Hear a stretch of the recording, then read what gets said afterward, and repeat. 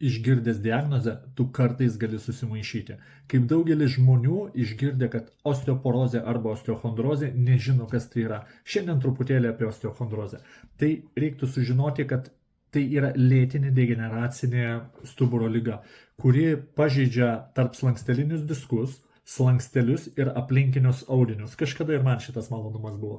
Ji dažniausiai išsivysto dėl amžiaus, netaisyklingos laikysenos, fizinio krūvio arba sėdimo gyvenimo būdo. Man buvo nuo fizinio krūvio.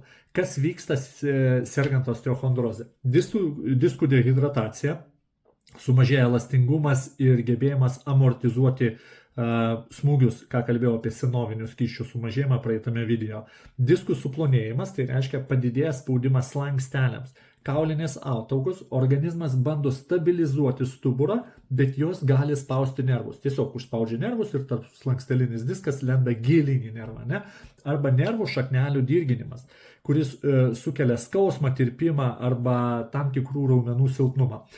Kokius dažniausius sritis apima osteochondrozę, ar ne? Tai yra kaklinės sritis, tai sprando skausmas, galvos svaigimas arba rankų tirpimas, tokie simptomatikai. Toliau krūtininė, ar ne? Krūtininė dalis, tai skausmas tarp menčių ir kvėpavimo sunkumai.